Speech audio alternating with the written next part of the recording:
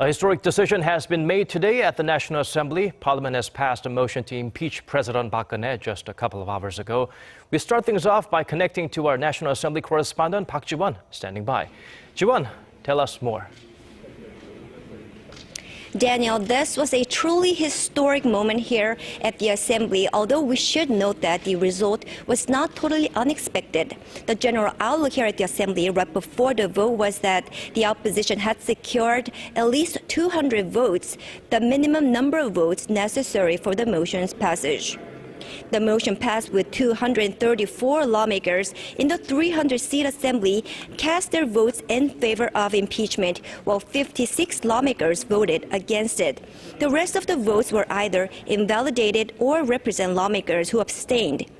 As the vote was conducted by secret ballot, we are not sure about the exact number of yes votes from each party. But if we assume that all opposition and independent lawmakers voted in favor of impeachment, it means over 60 ruling party lawmakers are estimated to have voted for the motion. The result is a huge relief for the opposition, as the two opposition parties have said all of their lawmakers would resign immediately if the impeachment motion failed. This action showed how desperate the opposition was for the motion to pass. According to the latest Gallup poll released Friday today, over 80% of the public supports impeachment, so the opposition bloc was very much aiming to win the public's approval and get the motion passed.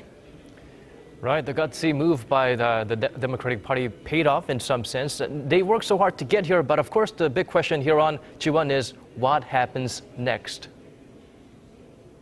Well, Daniel, with the passage of the impeachment motion, President Park Geun-hye's power will now be suspended immediately, and Prime Minister Han Kyo-won will now begin serve as acting president. The Assembly's Judiciary Committee chair have just notified the Constitutional Court of the result, and the court will have now up to 180 days to uphold or overturn the motion. If 6 or more of the court's 9 justices rule in favor of it, President Park will be formally expelled from her post, and a new presidential election will be held within 60 days. But if they overturn the motion, then President Park Geun-hye would regain all her power as president.